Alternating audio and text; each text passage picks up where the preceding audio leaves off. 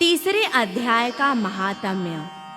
श्री भगवान कहते हैं, प्रिय, जन स्थान में एक जड़ नामक ब्राह्मण था जो कौशिक वंश में उत्पन्न हुआ था। उसने अपना जातीय धर्म छोड़कर बनिए की वृत्ति में मन लगाया। उसे पराई स्त्रियों के साथ व्यभिचार करने का व्यसन पड़ गया था। वह सदा जुआ खेलता, शराब पीता और शिकार खेलकर जीवों की हिंसा किया करता था। इसी प्रकार उसका समय बीतता था। धन नष्ट हो जाने पर वह व्यापार के लिए बहुत दूर उत्तर दिशा में चला गया। वहां से धन कमाकर घर की ओर लौटा। बहुत दूर तक का रास्ता उसने तय कर लिया था। एक दिन सूर्यास्त हो जाने पर जब दसों दिशाओं में अंधकार फैल गया, तब एक वृक्ष के नीचे उसे लुटेरों ने धर दबाया और शीघ्र ही उसके प्राण ले लिए। उसके धर्म का लोप हो गया था, इसलिए वह बड़ा भयानक प्रेत हुआ।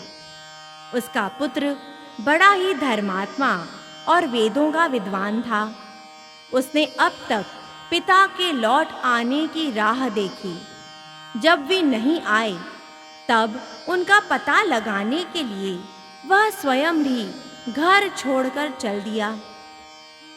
वह प्रतिदिन खोज करता, मगर राहगीरों से पूछने पर भी उसे उनका कुछ समाचार नहीं मिलता था।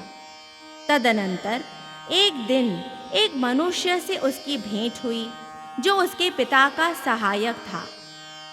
उससे सारा हाल जानकर उसने पिता की मृत्यु पर बहुत शोक किया। वह बड़ा बुद्धिमान था। बहुत कुछ सोच विचार कर पिता का पारलौकिक कर्म करने की इच्छा से आवश्यक सामग्री साथ ले उसने काशी जाने का विचार किया। मार्ग में 7-8 मुकाम डालकर वह 9वें दिन उसी वृक्ष के नीचे पहुंचा जहां उसके पिता मारे गए थे। उस स्थान पर उसने संध्योपासना की और गीता के 3 अध्याय का पाठ किया। इसी समय आकाश में बड़ी भयानक आवाज हुई। उसने पिता को भयंकर आकार में देखा। फिर तुरंत ही अपने सामने आकाश में उसे एक सुंदर विमान दिखाई दिया जो तेज से व्याप्त था। उसमें अनेकों क्षुद्र घंटिकाएं लगी थीं। उसके तेज से समस्त दिशाएं आलोकित हो रही थीं। ये दृश्य देखकर उसके चित्त की व्यग्रता दूर हो गई। उसने विमान पर अपने पिता को दिव्य रूप धारण किए विराजमान देखा। उनके शरीर पर पीतांबर शोभा पा रहा था और मुनिजन उनकी स्तुति कर रहे थे। उन्हें देखते ही पुत्र ने प्रणाम किया। तब पिता ने भी उसे आशीर्वाद दिया। तत्पश्चात उसने पिता से ये सारा वृत्तांत पूछा। उसके उत्तर में पिता ने सब बातें बताकर इस प्रकार कहना आरंभ किया, बेटा, दैववश मेरे निकट गीता के 3 अध्याय का पाठ करके तुमने इस शरीर के द्वारा किए हुए दुस्त्यज कर्म बंधन से मुझे छुड़ा दिया। अतः अब घर लौट जाओ, क्योंकि जिसके लिए तुम काशी जा रहे थे वह प्रयोजन इस समय 3 अध्याय के पाठ से ही सिद्ध हो गया है।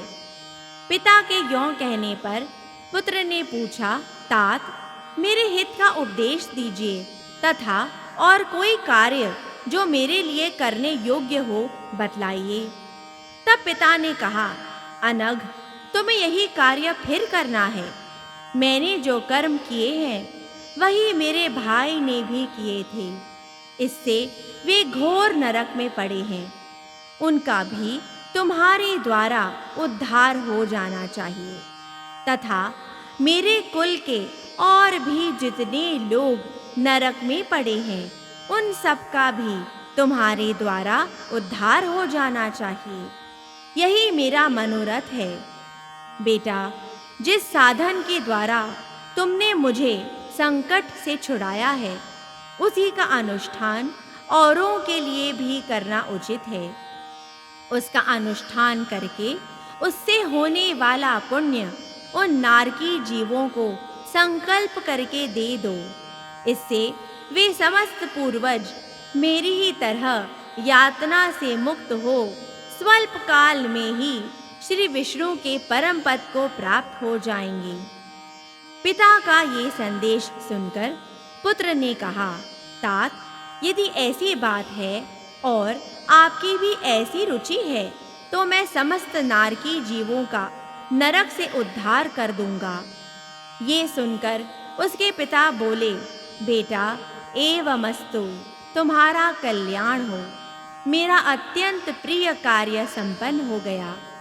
इस प्रकार पुत्र को आश्वासन देकर उसके पिता भगवान विष्णु के परम धाम को चले गए।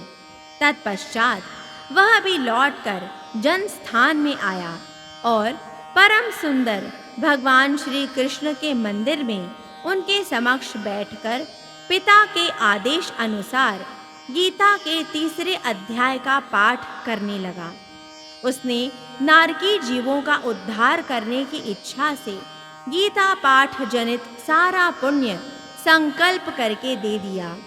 इसी बीच में भगवान विष्णु के दूत यातना भोगने वाले नारकीय जीवों को छुड़ाने के लिए यमराज के पास गए।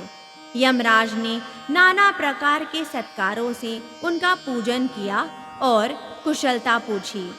वे बोले, धर्मराज, हम लोगों के लिए सब और आनंद ही आनंद है। इस प्रकार सत्कार करके पितृलोक के सम्राट परम बुद्धिमान यम ने विष्णु दूतों से यमलोक में आने का कारण पूछा। तब विष्णु दूतों ने कहा, यमराज, शेषशय्या पर शयन करने वाले भगवान विष्णु ने हम लोगों को आपके पास कुछ संदेश देने के लिए भेजा है। भगवान हम लोगों के मुख से आपकी कुशल पूछते हैं और ये आज्ञा देते हैं कि आप नरक में पड़े हुए समस्त प्राणियों को छोड़ दें।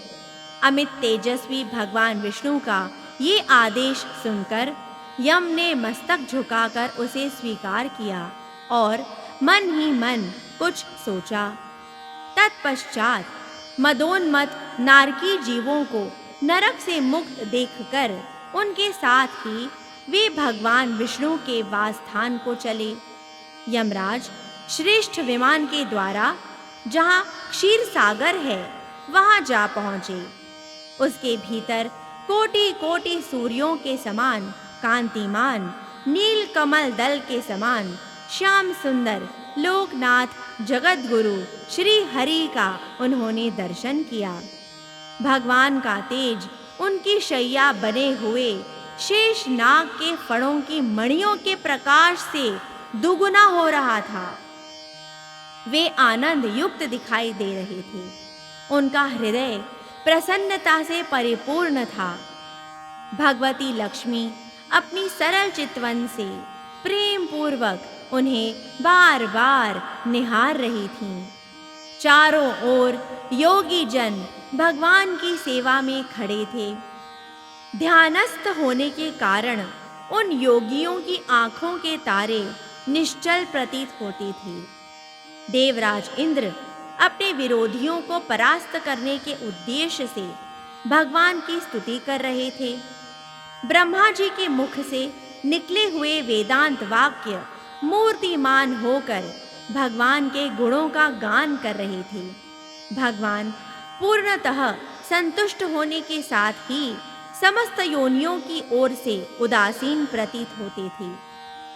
जीवों में से जिन्होंने योग साधन के द्वारा अधिक पुण्य संचय किया था, उन सबको एक ही साथ वे कृपा दृष्टि से निहार रहे थे। भगवान अपने स्वरूप भूत अखिल चराचर जगत को आनंद पूर्ण दृष्टि से आमोदित कर रहे थे।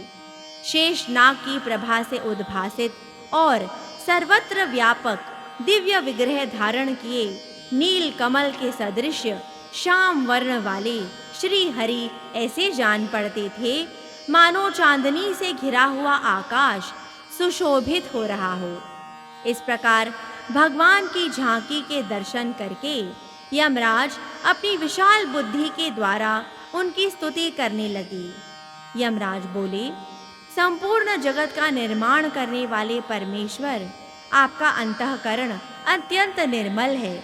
आपके मुख से ही वेदों का प्रादुर्भाव हुआ है। आप ही विश्व स्वरूप और इसके विधायक ब्रह्मा हैं। आपको नमस्कार है। अपने बल और वेग के कारण जो अत्यंत दुर्धर्ष प्रतीत होते हैं, ऐसे दानवेंद्रों का अभिमान चूर्ण करने वाले भगवान विष्णु को नमस्कार है। पालन के समय सत्वमय शरीर धारण करने वाले विश्व के आधारभूत सर्वव्यापी श्री हरि को नमस्कार है। समस्त देहधारियों की पातक राशि को दूर करने वाले परमात्मा को प्रणाम है। जिनके ललाटवर्ती नेत्र के तनिक सा खुलने पर भी आग की लपटें निकलने लगती हैं, उन रुद्र रूपधारी आप परमेश्वर को नमस्कार है। आप संपूर्ण विश्व के गुरु, आत्मा और महेश्वर हैं। अतः समस्त वैष्णव जनों को संकट से मुक्त करके उन पर अनुग्रह करते हैं। आप माया से विस्तार को प्राप्त हुए अखिल विश्व में व्याप्त होकर भी कभी माया अथवा उससे उत्पन्न होने वाले गुणों से मोहित नहीं होते। माया तथा माया जनित गुणों के बीच में स्थित होने पर भी आप पर उनमें से किसी का प्रभाव नहीं पड़ता। आपकी महिमा का अंत नहीं है, क्योंकि आप असीम हैं। फिर आप वाणी के विषय कैसे हो सकते हैं? अतः मेरा मौन रहना ही उचित है। इस प्रकार स्तुति करके यमराज ने हाथ जोड़कर कहा, जगत गुरु, आपके आदेश से इन जीवों को गुण रहित होने पर भी मैंने छोड़ दिया है। अब मेरे योग्य और जो कार्य हो उसे बताइए। उनके यों कहने पर भगवान मधुसूदन मेघ के समान गंभीर वाणी द्वारा मानो अमृत रस से सींचते हुए बोले, धर्मराज, तुम सबके प्रति समान भाव रखते हुए लोगों का पाप से उद्धार कर रहे हो। तुम पर देहधारियों का भार रखकर मैं निश्चिंत हूँ। अतः तुम अपना काम करो और अपने लोक को लौट जाओ। यों कहकर भगवान अंतर्धान हो गए। यमराज भी अपनी पुरी को लौट आए। तब वह ब्राह्मण अपनी जाति के और समस्त नारकी जीवों का नरक से उद्धार करके स्वयं भी श्रेष्ठ विमान द्वारा श्री विष्णु धाम को चला गया। और इसी प्रकार श्रीमद् भगवद गीता के तीसरे अध्याय का महात्म्य संपूर्ण हुआ।